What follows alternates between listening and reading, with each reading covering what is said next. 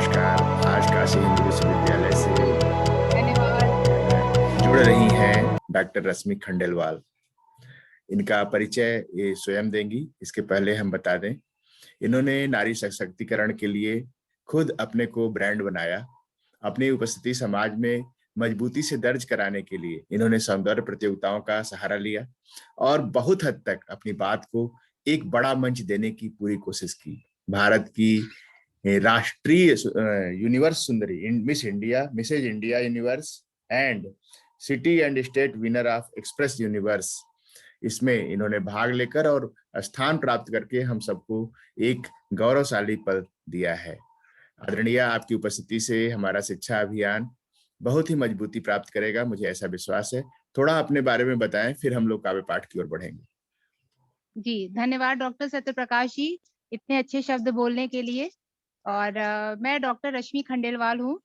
मैं डॉक्टर हूँ और मैंने मिसेस इंडिया यूनिवर्स में टाइटल विनर हूँ, मिसेस कंजीनियरी टाइटल विनर हूँ। ये श्रीलंका में हुआ था और इसमें पहले फाइनलिस्ट चुने गए थे दिल्ली से, फिर कुछ लोगों का सिलेक्शन हुआ था, हर स्टेट से लेडीज आई थी और फिर मैं श्रीलंका में गई थी फाइनल एज अ फाइनलिस्ट और वहां पे मिसेस कंजीनियलिटी टाइटल विनर लेके आई हूँ। मिसेस कंजीनियलिटी का मतलब होता है जो सब चीजों में संपन्न है, हर चीज क्या है बात, उसमें, गुण क्या भी है, बात है।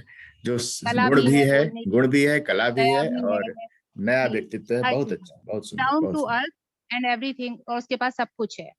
इसके बाद मैंने अपने सिटी में, मैं गुजरात में थी उस वक्त, तो उस वक्त सिटी में अपनी सिटी की और अपनी स्टेट की एम्प्रेस यूनिवर्स भी हूँ, वहाँ की विनर हूँ नंबर 1 पे, वहाँ की भी रह चुकी हूँ। फिर मैं ब्रांड एम्बेसडर हूँ एनजीओ की, जो कि ऐसा गुजरात में है, चैतन्या ट्रस्ट करके है, उसकी मैं जी, एनजीओ, जो कि छोटे बच्चों के लिए वो एनजीओ काम करता है और खाना, एजुकेशन, हर चीज उन लोगों को उनको देता है। तो मेरा वहाँ पे सहयोग रहता है, अपनी तरफ से जितना हम कर सकते हैं वो हम करते हैं।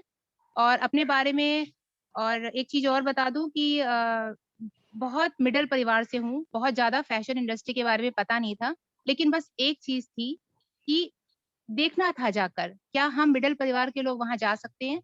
और ऐसा कुछ नहीं कि मैं बहुत हाई फाई थी, मुझे बहुत हाई हील सैंडल पहननी आती थी, ऐसा कुछ भी नहीं था। शादी भी हो चुकी थी, 2 बच्चे भी थे, लेकिन दिल में एक इच्छा थी कि ये भी जाकर देखते हैं, ये भी करके देखते हैं, क्योंकि हर चीजों का मैं शौक रखती हूँ और मुझे ऐसा लगता है कि शौक आपके बचपन को मारने नहीं देता है। क्या तो बात है। जिम्मेदारियां बचपना, भी उठाई। बचपना व्यक्तित्व का एक आईना, एक गुण होता है बचपना। अगर व्यक्ति अपने बचपना को बनाए रखे तो जीवन में बहुत सारे नए नए प्रोजेक्ट लिख सकता है, कुछ नए चीजों को हमेशा ही कर सकता है। क्योंकि अगर बचपना करके सीखा जाए, बचपना को आरूढ़ किया जाए अपने ऊपर, तो नई चीजों को सीखने की प्रेरणा स्वतः आती जाती है और व्यक्ति से कुछ मिस्टेक्स भी होती है तो उससे भी कुछ सीखता है कि चलो एक बार गलती हुई, अगली बार और करके देखते हैं। बहुत अच्छा, आपने बचपने को याद रखा। अभी मैं चाहूंगा कि आप अपनी पहली कविता जो आप शिक्षा अभियान या नारी सशक्तिकरण के लिए चुनी हो, उसको कृपया पाठ करके सुनाएं, जिससे कि लोगों की रुचि बढ़े और फिर आगे हम लोग चर्चा करेंगे। अच्छा जी, मैं पहली कविता नारी के लिए सुना देती हूँ, जो कि मेरा, जो कि ब्यूटी पेजेंट में जाने का, सौंदर्य प्रतियोगिता में जाने का जो कि मेरा उद्देश्य था, कि मिडिल परिवार की लेडीज ये ना सोचे, ये महिला ये ना सोचे कि शादी के बाद जीवन का अंत हो गया है। शादी बिल्कुल, के बाद अपने शौक को मत मारें, क्योंकि जब सांस ले रही हैं, जब सब कुछ काम कर रही हैं, तो शौक कैसे खत्म हो गए। शौक मतलब ये नहीं कि जिम्मेदारियों को पीछे करके हम आगे बढ़ रहे हैं, जिम्मेदारियों के साथ थोड़ा सा समय निकाल कर अपने शौक को मरने नहीं देना है, और जब बिल्कुल, मौका मिले उस शौक को पकड़ लेना है और आगे बढ़ जाना है, लेकिन मौका मिलते ही। बट मार दिया तो मौके को भी हम नजरअंदाज कर देंगे। तो जैसे ही आपको लगे मौका मिल रहा है, तुरंत उसको पकड़िए और आगे बढ़िए, जो भी आपका शौक था उसको करिए, बिल्कुल, आप मरी नहीं है। तो मेरा बिल्कुल। पहली पोएम इसी पर है कि शादी जिंदगी का ठहराव तो ला सकती है, लेकिन जिंदगी रोक नहीं सकती है। तो सही उसी पे बात। ये मैं बिल्कुल, कविता बिल्कुल, कहने जा रही हूँ। बिल्कुल। हम में सब कुछ है, हम में सब कुछ है, बस हिम्मत नहीं है अपने आप को पहचानने की। हम में सब कुछ है, बस हिम्मत नहीं है अपने आप को पहचानने की। चांद तक पहुंच गई कल्पना चावला, क्योंकि उसने कोशिश करी अपने आप को जानने की। तो हम में सब कुछ है, बस हिम्मत नहीं है अपने आप को पहचानने की। खुद के ख्वाबों के लिए भी जीना है जरूरी, खुद के ख्वाबों के लिए भी जीना है जरूरी, शादी बच्चे हमारी ताकत हैं, नहीं है मजबूरी। जी, that is very nice, very जी, नाइस। जी। लेकिन पहल तो खुद करनी होगी, लेकिन पहल लेकिन तो पहल खुद तो खुद करनी करनी होगी, है। क्योंकि अब वो बचपन नहीं रह गया कि आपकी माँ आपको बोले, बेटा ये कर लो, बेटा वो कर लो। तो अब आपका आत्मविश्वास है जो आपके साथ रहेगा। लेकिन पहल तो खुद करनी होगी, कोई और हाथ नहीं बढ़ाएगा।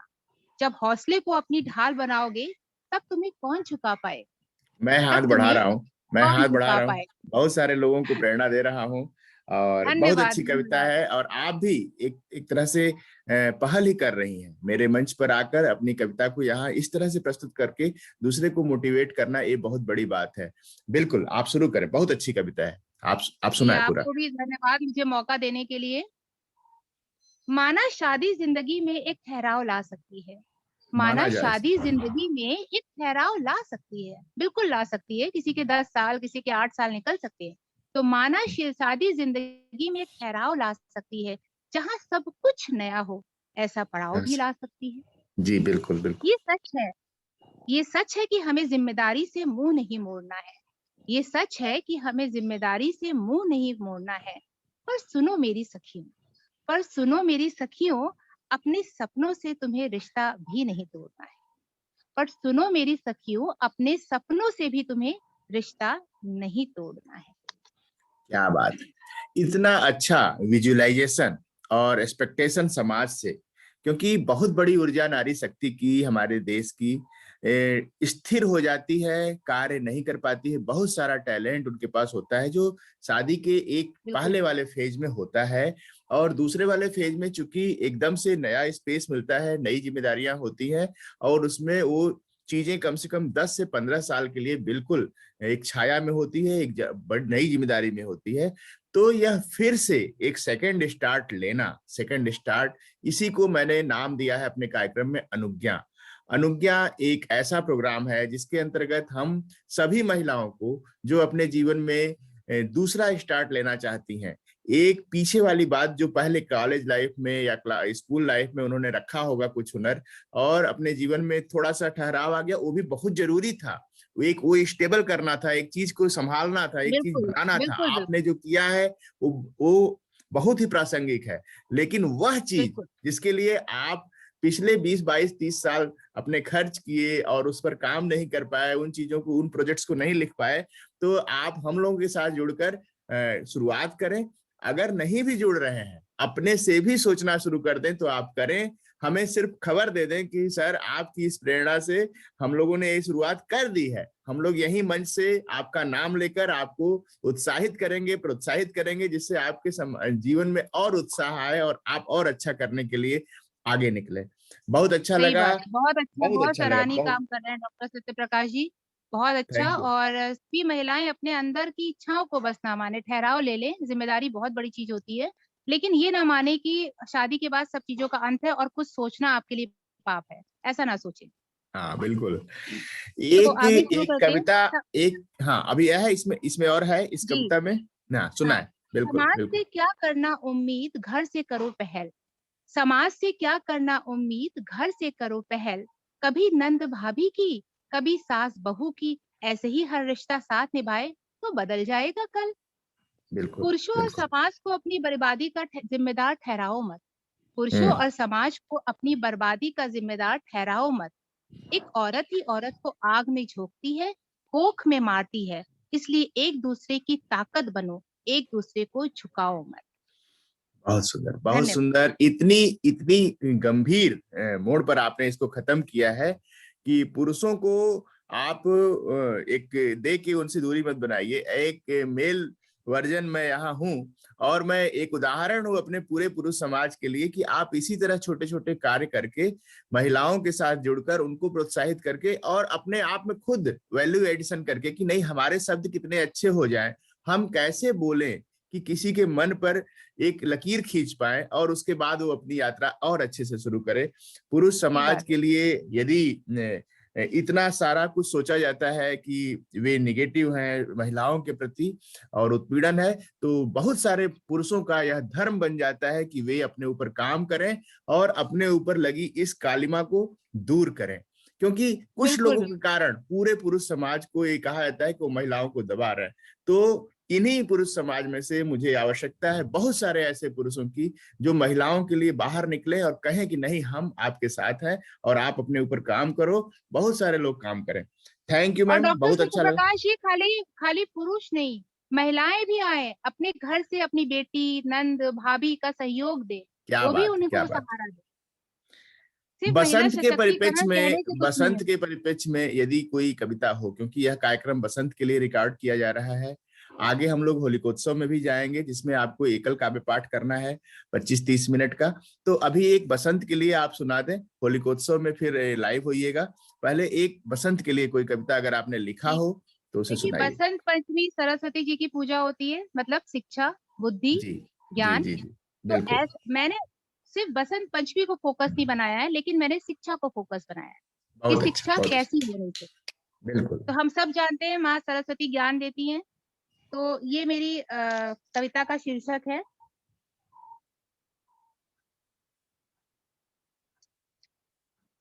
ऐसी भी एक शिक्षा हो। ऐसी भी एक शिक्षा हो। माँ सरस्वती, चलो चलो अपने स्कूल कॉलेजों में शिक्षा का को ऐसा बनाते हैं। चलो अपने स्कूल कॉलेजों में शिक्षा को ऐसा बनाते हैं जहां बच्चों को सिर्फ किताबों से ही नहीं, आत्मविश्वास, नैतिक मूल्यों और संस्कारों से भी रूबरू कराते हैं। तो चलो ना अपने स्कूल और कॉलेजों में शिक्षा को ऐसा बनाते हैं। क्या बात है, जब बहुत सुंदर। बच्चा पहली बार स्कूल जाए जब बच्चा पहली बार स्कूल जाए, तो वहां पढ़ाई को भयानक सपने की तरह ना एहसास कराया जाए। बिल्कुल। जब बच्चा पहली बार स्कूल जाए, तो वहां पढ़ाई को भयानक सपने की तरह ना एहसास कराया जाए, बल्कि किताबों का ज्ञान एक दरवाजा है। किताबों का ज्ञान एक क्या दरवाजा बात है है, जिसके दैट इज। द्वारा हर सपना पूरा कर सकते हैं, ये समझाया जाए। धन्यवाद। बल्कि किताबों का ज्ञान एक दरवाजा है जिसके द्वारा हर सपना पूरा कर सकते हैं, ये क्यों ना समझाया जाए। पढ़ाई ऐसी हो जहां नंबरों से किसी की प्रतिभा ना आकी जाए।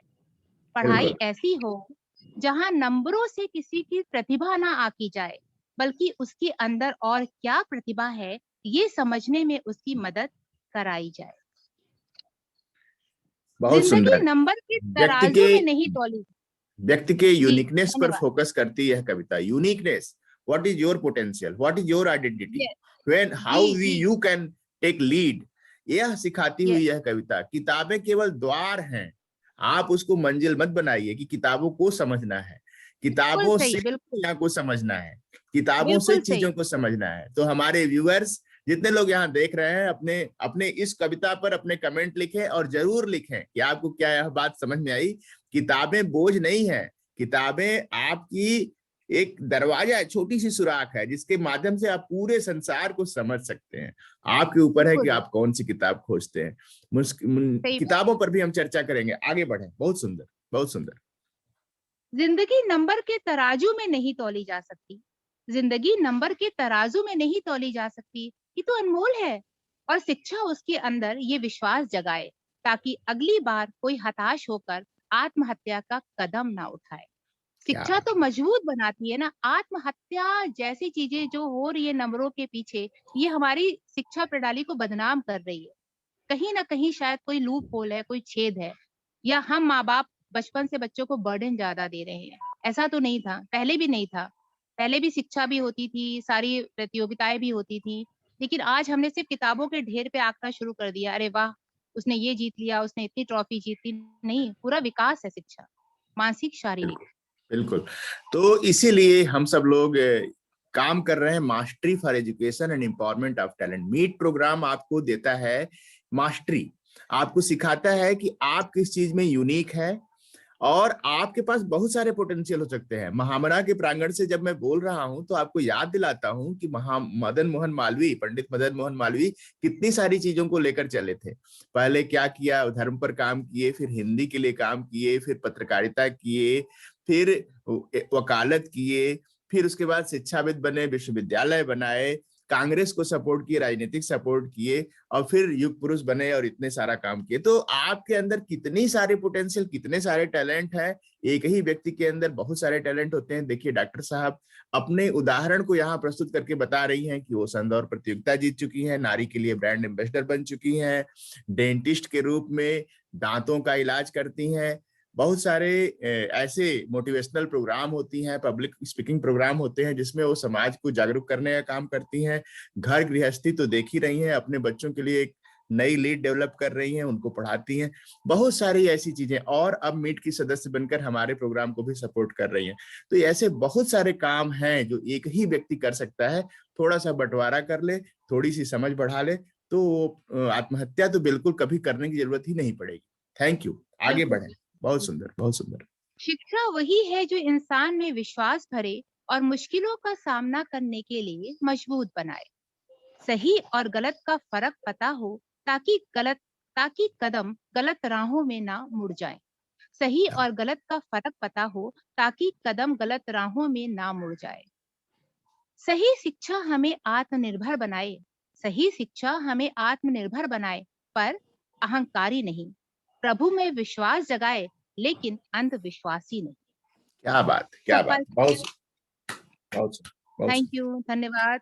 सफलता की चाहे कितनी छू लो बुलंदी, सफलता की चाहे कितनी छू लो बुलंदी, पर पता होना चाहिए कि मानवता, दया, करुणा ही है असली पूंजी। पढ़ाई मानवता, वही है जो दया, दिमाग करुणा ही है असली पूंजी। बहुत सुंदर, बहुत सुंदर। पढ़ाई वही है जो दिमाग को खोले। पढ़ाई हम्म, वही है जो दिमाग को खोले, पर वाणी में भी प्यार का रस खोले। बिल्कुल। अगर कोई पढ़ा लिखा व्यक्ति अपने भाव प्रदर्शन में थोड़ी सी कटुता ला देता है तो उसकी बहुत अच्छी कही हुई बात भी लोगों तक बिल्कुल, नहीं पहुंच पाती है, उसके ज्ञान का पूरा उपयोग नहीं हो पाता है, लोग उससे दूरी बना लेते हैं। इसलिए चेहरे पर एक छोटी सी जबरदस्ती की ही स्माइल ओढ़े रहिए, और आपकी बात नहीं समझ में आती है फिर भी प्रयास करते रहिए। एक न एक दिन लोग आपकी बात को समझेंगे और आपको एक मौका देंगे कि नहीं, आपको पूरी तरह सुना जाए, ट्रांसलेट किया जाए और आपकी एजुकेशन को दूसरे तक पहुंचाया जाए, ट्रांसफर किया जाए। This is the transfer of knowledge. हम लोग कस्टोडियन हैं इंफॉर्मेशन के, हम लोग इंफॉर्मेशन रखते हैं और इन इंफॉर्मेशन को सोसाइटी में अपने माध्यम से अगली पीढ़ी तक पहुंचाते हैं। निश्चित रूप से डॉक्टर साहब का प्रयास हम सब के लिए एक बहुत बड़ा मिशन बन के निकलेगा। अभी एक छोटी सी कविता और मैं अपेक्षा करता हूं, क्योंकि समय की सीमा है और दर्शक हाँ, भी सोच रहे होंगे कि हम लोग इतने मन में लगे हुए हैं तो कब तक सुनाएंगे। तो एक छोटी सी कविता जो माँ के लिए आपने लिखी है, माँ की चिट्ठी, माँ को जो लिखी है चिट्ठी आपने, वो चिट्ठी जरा पढ़ के सुनाएं, क्योंकि वो बहुत ही भावनात्मक कविता है और उस कविता के माध्यम से हम सब लोग बहुत दूर तक अपनी बात पहुंचा सकते हैं। जी। शादी के बाद, इस कविता का शीर्षक है शादी के बाद एक बेटी का खत माँ के नाम। भाव सबके हैं, बस शब्द मेरे हैं जो हर और लड़की सोचती है। तो बिल्कुल। माँ को खत लिखती है, क्या लिखती है देखते हैं। माँ मेरा ये खत पढ़कर ना परेशान होना, ना करना मेरी फिक्र, दिल का हाल बस बयां किया है, नहीं किया है परेशानियों का जिक्र। क्या ये बात। जिंदगी का कौन सा पड़ाव है माँ, मुझे कुछ समझ में नहीं आ रहा। कोई पल गुदगुदाता है तो कोई लम्हा रुला रहा। कहानी वही है मेरी भी, कहानी वही है मेरी भी, पर तुम हंसकर अपना किरदार निभाती थी। अब महसूस करती हूँ कैसे अपनी ख्वाहिशों और तकलीफों को मुझसे छुपाती थी। मेरी चमकती आंखों को देखकर तुम पा जाती थी दोनों जहान, पर क्या आज मेरी आंखों में आंसू देखकर भी लोग बन जाते हैं अनजान। झूठ नहीं बोलूंगी, झूठ तो नहीं बोलूंगी माँ, जो तुम कभी नहीं दे पाई, जो तुम कभी नहीं दे पाई, ऐसे कीमती मिल जाते हैं उपहार। पर तरस जाती हूँ माँ, तुम्हारे जैसा कोई नहीं दे पाता है प्यार। क्या पहले बात, जेवर, हीरे क्या की बात। चमक और गाड़ी लगता था बहुत बड़ी चीज है। पहले जेवर, हीरे की चमक और गाड़ी लगता था बहुत बड़ी चीज है। पर आज समझ में आया, माँ तुम्हारा प्यार अनमोल है और बहुत अजीज है। बहुत सुंदर। माँ के लिए लिखी हुई यह चिट्ठी सबकी चिट्ठी है, सबके मन के भावों को पढ़ती और उसे कलम के माध्यम से उकेरती यह कविता आपको अगर एक बार भी अपनी माँ की याद दिलाए तो यह कविता सफल हो जाएगी। मुझे विश्वास है कि आप लोग इसको गुनगुनाएंगे और एक बार हम लोगों को अपने स्वर में जरूर सुनाएंगे। आप पढ़िए, पूरी कविता पढ़िए। मुझे पता है मैंने कई बार तुम्हारा दिल दुखाया होगा, पर यकीन है माँ, तब तुमने हंसकर और प्यार जताया होगा। क्या बात। तुम्हारे प्यार का कर्ज मैं कभी नहीं चुका सकूंगी, तुम्हारे प्यार का कर्ज मैं कभी नहीं चुका सकूंगी, पर तुम्हारी तरह मैं भी सबको प्यार करने की कोशिश तो करूंगी। लास्ट में लिखती है वो, खत खत्म हाँ, होता है। इस खत बिल्कुल। को मेरा माथा समझकर चूम लेना, क्या इस बात। खत को मेरा माथा समझकर चूम लेना, अपनी जिम्मेदारी अच्छे से निभा पाऊं ऐसा आशीर्वाद देना। माँ, बहुत सुंदर, और बहुत सुंदर।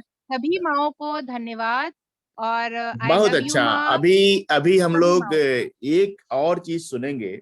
आपने डांस भी किया है और आपका पैशन है लोगों को समझाना, बताना, और आप एनजीओ के लिए ब्रांडिंग भी करती हैं। क्या मीट कार्यक्रम के लिए या अनुज्ञा कार्यक्रम के लिए अपना थोड़ा सा समय या किड्स को थोड़ा सा मोटिवेशन देने के लिए सप्ताह में एक दिन आप समय निकालेंगी अपने वीडियो के माध्यम से? छोटा छोटा वीडियो 1 मिनट 2 मिनट का बनाकर बच्चों को मोटिवेट करने के लिए थोड़ा सा समय अगर देंगी तो उन्हें बहुत मदद मिलेगी। मैं विश्वास रखता हूं कि आप अपना इस पर समर्थन देंगी। दंत के बिल्कुल, चिकित्सक को बिल्कुल। बहुत भावनात्मक लगाव हो जाता है अपने रोगियों के प्रति, क्योंकि वह बहुत करीब से चिकित्सा करते हैं और उनको उनकी एक एक भावना की कद्र करनी होती है। मेरी भी बहन एक डॉक्टर है दांत की। मैंने देखा है कि किस तरीके से वह बहुत करीब से समझकर अपना इंस्ट्रूमेंट यूज करती है।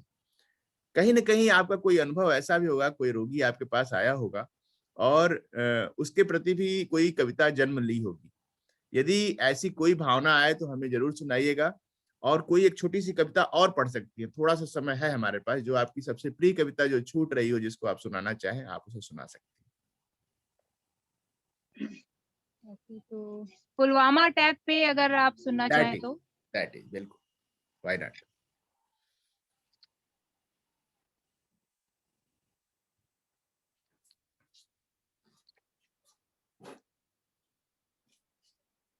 पुलवामा अटैक पे शहीद हुए सभी लोगों, सभी वीर सपूतों को मेरी तरफ से भावपूर्ण श्रद्धांजलि। फिर हसरतों ने दम तोड़ा, फिर उम्मीदों ने दामन छोड़ा, फिर हसरतों ने दम तोड़ा, फिर उम्मीदों ने दामन छोड़ा। कोई माँ अपने बच्चे को समझा रही होगी कि जल्दी ही तुम्हारे पापा तुमसे मिलने आएंगे। कोई नई नवेली आईने को देखकर मुस्कुरा रही होगी कि वो आएंगे और अपने हाथ से मेरी मांग सजाएंगे। फिर से किसी बच्चे के सर से अपने पिता का हाथ उठ गया, फिर से किसी सुहागिन की मांग का सिंदूर उजड़ गया। कितनी माँ सोच रही होंगी, इस बार मेरा बेटा आएगा तो मैं उसको यह बनाकर खिलाऊंगी, वो बनाकर खिलाऊंगी। कई बहनों ने सोचा होगा, इस बार रक्षाबंधन में अपने भाई को पास बुलाऊंगी। पर यह क्या, पर यह क्या, माँ का चूल्हा रो रो कर अपने बेटे को बुला रहा है। पर यह क्या, माँ का चूल्हा रो रो कर अपने बेटे को बुला रहा है। किसी का प्रेम सपने दिखाकर हमेशा के लिए दूर चला गया और रुला रहा है। कब तक देश के रक्षक ऐसे ही शहीद होते रहेंगे? जवाब नहीं है हमारे पास, हम बस यूं ही रोते रहेंगे।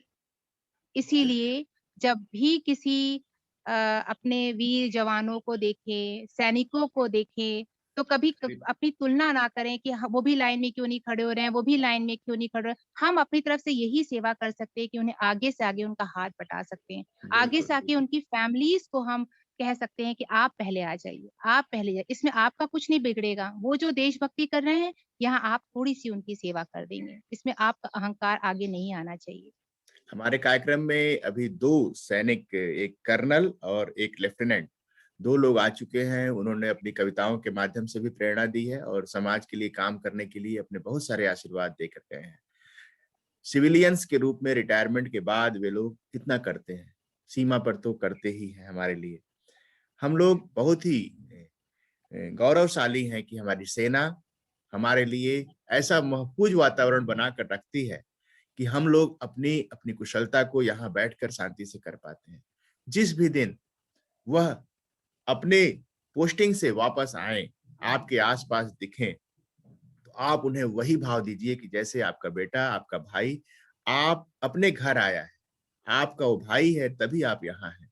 आपका बेटा वहाँ लड़ रहा है तभी आप यहाँ हैं। भले ही आपके परिवार का वो सदस्य नहीं बन पाया, लेकिन निश्चित रूप से यह पूरा एक परिवार है, उसके लिए तभी वह अपनी जान लड़ाकर वहाँ गोली खाने के लिए तैयार रहता है।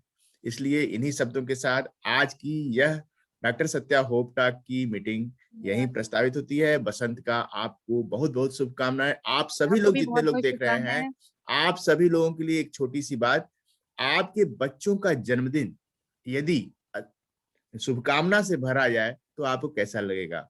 आप अपने बच्चों का जन्मदिन हमें इस नंबर पर, लिखे हुए नंबर पर बताएँ।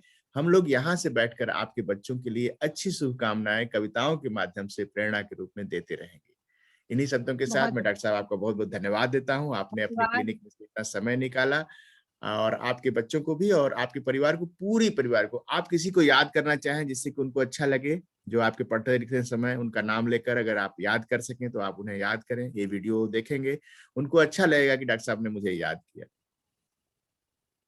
सभी लोग हैं, मेरे हस्बैंड हैं कर्नल राहुल खंडेलवाल और मेरी मम्मी है, क्या पापा बात! हैं, भाई दीपक दीपू और मेरी मदर इन लॉ हैं, मेरी फ्रेंड्स जया मेरी सिस्टर मीनाक्षी और बाकी सभी लोग मेरे डॉक्टर बहुत प्रिय हैं। डॉक्टर प्रीति भी हम डॉक्टर लोग याद प्रीति दिलाते हैं पूरे पूरे जो है डेंटल समुदाय में जहां पर भी स्टडी हुई है वो बीबीडी कॉलेज, सभी लोगों को हम लोग यहाँ से प्रणाम करते हैं। इस कविता को आप अधिक से अधिक देखें और शेयर करें जिससे कि बाकी लोग भी इसको देखें और इसको, इन सारी भावनाओं को समझ सकें, अपने अपने जीवन में अपने लोगों समाज को अच्छी चीजों से भर सके। Thank you ma'am, thank you. धन्यवाद, धन्यवाद। Thank you.